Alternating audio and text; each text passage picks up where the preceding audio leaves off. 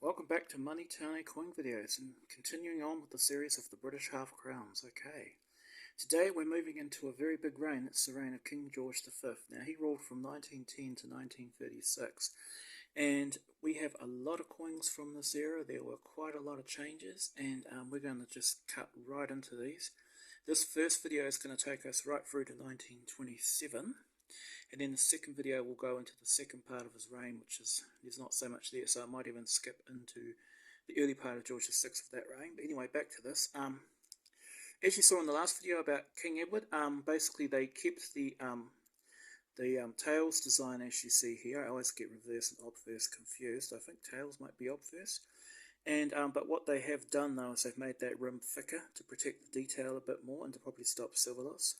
Now, for the first 3 years of George V's reign, numbers of half-crowns minted remained fairly small. It was around 3.5 million for 1911 and 12. What you're going to see in this era too is you're going to see the quality of my coins starts to go up quite dramatically. It's been very up and down so far. This is standard fine to VF coin. This is not bad, you know, but it's definitely nothing compared to the coin that's coming. So we move to 1912, the year of the Titanic for a lot of people. And look at this stunner. Look at this. This is basically now the 1910s was an era where the quality started to get sacrificed for quantity. The first 3 years it's not too bad because this is still pre-war. This is a prosperous time, and the quality of the first 4 years of coins is generally high. This is coins anywhere between highest VF all the way up to uncirculated. I'm putting it in the sort of low F region. You can see clearly there's a bit of wear on the lion on the Scottish shield and the Irish harp, you know.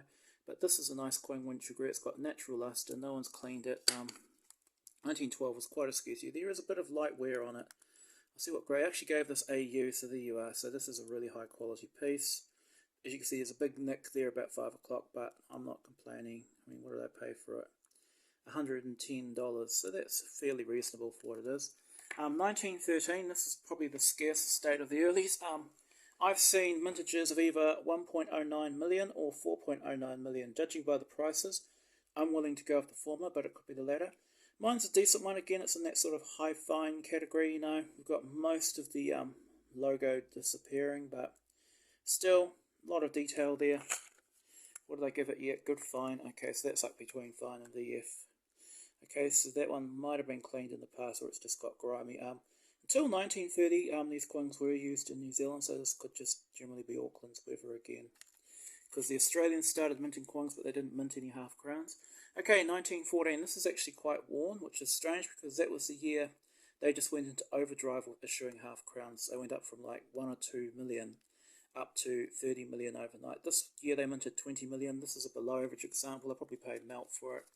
It's barely fine. Yeah, it's actually not even that. I've actually given it good, very good, which is below fine. As you can see, there's not much on that one. It's not bad though. Then 1915, got a better one here. This is probably in the VF to EF region. This is a decent coin. 1915 is an extremely common year though. And another thing you might notice now too, so if you look at how thinly struck it is, like behind the shield, it almost looks like there's a bit of ghosting. Because this is World War One. Silver source has been cut off a bit. The Germans are getting crazy, and the number of gold sovereigns minted in London shot downwards, so they just started pushing the print button for the for the silver half-crowns in Florence. And this one is probably close to EF. As you can see, there's a wee bit of light wear, but a lot of natural luster, not bad. Could be just weakly struck though too. Okay, we move into 1916. This is another lovely piece. It looks like it's been cleaned harshly, or again, it could just be toning. Again, it's probably a bit more wear there at the top. This is quite common because the strike, it's not actually bad wear, it's actually bad striking. Because you look at how sharply struck it's at the bottom, but look how weak it is there. And as you can see, 1916 was where basically you could say the S hit the fan. I mean, this was the year of the Somme, and things were getting dire. This is probably still EF, but you can see it's very weakly struck. You look at the detail on the King's hairlines. Again, 1916 was a massive year, about 25 minted. Now, 1917, they minted a few less, and my coin is not in the greatest condition for 1917. But again, this is probably, it's only fine to VF, but again, this is probably the machinations of the era, World War One, low quality minting. 1918, I got a better coin. I think this one is also, I think it's either heavily toned. I think it might have been cleaned historically, but I'm not sure. It's high grade. I think it's easily EF again, because you look at the groove in the crown. You know, you can still see that very clearly on my 1915 coin. It's flat. So again, this is a better struck example. I mean, 1918 was the end of the war, but really the war dragged on right up to November, and then we got the influenza epidemic, so it was still a bad year. Overall, I think this one, I think I gave it EF here. And again, I suspect clean. Now, 1919, it was first year of peace, last year of the silver half crowns. Now, again, it was a big year.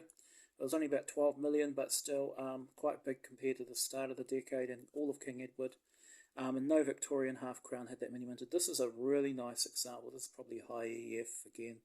As you can see, there's hardly anywhere. It's like the lightest rubbing wear. And I think this is another beautiful coin again. Despite the fact it's a beautiful piece, I mean, the quality of striking is quite poor. A lot of people hoarded coins from 1919 because in 1920 they dropped the silver down to 50%. This is the last sterling half crown, basically, 1919. They did actually have some sterling 1920 threepences and apparently sixpences, but all the other coins quickly went to 50%. You see what happens when they go to 50%? When they wear, you get this horrible gungy colour. They didn't go exactly to the quaternary alloy we talk about that you see with most silver. First of all, they started off with a mix that was 50% silver, 40% copper, and 10% nickel to give it nice colour. Once the nickel wore off, because it kind of stuck to the top like a biscuit, you got this horrible green, gungy, coppery colour. Now, there's actually two types of 1920. There's big head and little head. Now, this is the small head. So once you have a look at that, you can see it's quite small. And then we've got the big head variety. Again, same obverse. This one's slightly less worn. Both of them are sort of in that sort of fine area. But apparently these are recognised varieties. And this coin next to it's the big head. You can't really see much difference between the two, but notice how the thing pushes down further and you can't see the Bertram McKennell initials on the big head coin. So apparently these are recognised varieties. Overall, I mean, you can just tell by looking at them, there's less space between the king's head top and the word gra. So that's big head and little head. Neither of them are very scarce. They're both about the same level. 1921, they hit the print button for this year. Now, this is what these coins look like when they were new, when they've got the nickel covering. This is a high VF, maybe even pushing EF. As you can see, it weakly struck. Post-war, I mean, yeah, there's no more war, but things were pretty grim in this time. This is a nice coin, but this is basically the nickel whitening it so it's not cleaned. And on the back, you can see George's detail, still a bit thin, but this is a good coin. Now, 21, 22, and 23 were huge years for mint. Now, there's two types of 1922. First of all, I want you to pay attention. This is my first 22. This is another VF coin, probably cleaned in the past. Now, what happened in 1922 was they changed the alloy. They got rid of the nickel. It was just half silver, half copper. And again, they look attractive in this high grade, but they turned a yucky black pooey colour when they wore down. Notice that the top of the shield here is touching the rim of the crown. This is common on all of these coins back to 1902. This is called the groove variety. However, what happened later in 1922, my second coin, which is also VF but less VF, you notice it actually there was a gap between the groove. And this is now a recognised variety. It looks like they did it halfway through the year because neither coin is more rare than the other. It's basically half of the 22 crowns had no gap, like this coin here, and the other half had a gap. And you'll see from the coins from 1923 through to 27 when they got rid of this design, you've got that gap between the crown. Well, of course, on their very worn examples. And see again here, even though this is high grade, you can definitely see that colouring, that staining coming through. This is basically what they call the double metal variety, whereas 2021 was the triple metal. Then 23, this is probably the most common year they minted. There was about 28 million minted this year. It was just crazy. Again, another sort of VF to almost EF growing, but you've got that black wear coming through. And when I show you 24 and 25, you'll get what I mean when you see what happens to these coins when they wear them. Whereas the 20 and 21 had that horrible green gungy colour you saw on my 20 coins. See, this is only high VF, and already look at this staining, and you will find all of your early 20s half crowns have got this horrible colouring on them. See, this coin's lost hardly any weight. The weight of a half crown is 14.13 or 14.12, so this could even be uncirculated because they said that this era, the striking was so bad, a lot of VF, EF coins are actually AU uncirculated. Now, 24, the mintage drops to 5 million, and so does the quality of my example. See, this is what I'm talking about. You notice how this coin's probably fine. It's a bit better, but notice it's got this sort of brown, gungy type almost pooey colour coming through, because that's basically the silverware. And what happened was the silver was biscuiting on the coin, so if you slice this coin in half, it would almost be brown in the middle, basically, like a Kango biscuit. And this is a problem they were working on at the mint to solve. As you can see, this is fine, but look at that yucky wear on the king. You know, you got this discoloured patch. And I mean, also, too, a lot of these 1920s half silver coins got used in Britain right through to the decimal era. Not the half crowns, because they were demonetised in '69, but many were used afterwards. Like, you can see some really nasty sixpences, shillings, florins from the 20s, and they are just worn flat. So even fine coins like this they're better than average, actually. I think I paid a bit of money for that one. Now, 1925 is the scarcest of this era. This was just over $1 million. And believe it or not, this high VG coin is an upgrade. The one I had before was a disc. Again, you got that yucky wear, and I think someone's actually tried to clean this coin. But when you got this type of wear, you can see why you want to clean it, because it just looks foul. But this is 1925. This is a scarce year. Then we move on to 1926, and this is a really badly cleaned VF example. You see, this looks like it's been dipped or something. Now, they actually had two types in 26. One is with the new modified portrait, which had the king looking a bit smaller. You can tell the difference because where the A is on the D in De Gracia, this apparently reaches between the beads in the modified coins, and it touches a bead in the old style, which is the 1911 style. This is a pre-one. I don't have a modified, sorry. Then I've got 1927. This is VF, and again, it's got that light wear on it. It's an early 27, because in 27 they switched to the quaternary alloy, which is what you see, which is your standard British half silver coin, and also you find on New Zealand half silver coins. That's basically 50% silver, 40% copper, 5% nickel, and 5% zinc. And the zinc stops the discolorization and kind of makes all the bits and pieces mixed together better. Because of the colour of the wear and the staining, I'm inclined to think they put the quaternary alloy halfway in through 27, because this coin still looks a lot like 22 to 26 coins. Again, it's in that sort of high VG era, VF era, because you've got that clear wear under his iron on his cheek.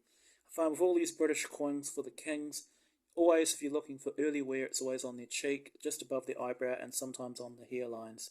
And this has got all your standard sort of high VF wear. I think this is high VF. Yeah, I gave it about EF. I've probably been a bit optimistic there. I would drop its grade down to VF to high VF. You know, it's really sort of more a VF coin than an EF one to me, because it's quite shiny, and also you have got that sort of slight shell rattling. Now, I've got one more treat for you. We reached the end of this era. Is that in 1927 they got Kruger Gray to redesign the coins and bring them into the modern era. So feast your eyes on this baby. Now I want you to pay close attention to it. Now it looks like it could be VFF, but you notice that first of all it seems to be very sharply struck, and I want you to pay attention to that thistle. You notice usually on VFF coins that would be flat, like this dumbass phone, but you can see it's actually quite clear. And you notice the blackening is toning, not cleaning, and look at the back of it. This is the modified effigy, and this is basically a proof. This is from my 1927 proof set. Basically, no 1927 half crowns of this design were released into circulation. A few indirectly got there. This is from a proof set. And I'm going to show you the rest of this proof set in one go. This is why this fan's got a card underneath, because it's temporarily in its pouch while it's out of its set. So 1928 onwards you got coins with this design. The only ones of these Kruger Gray designs that got released into circulation for 1927 were the shillings. All the other coins just had the old effigy. So you've actually got two 1927 half crowns. The commonly available De Saules coin and the extremely rare Kruger Gray coin. So there you are. That's the 20s. Next we move on to the 1930s.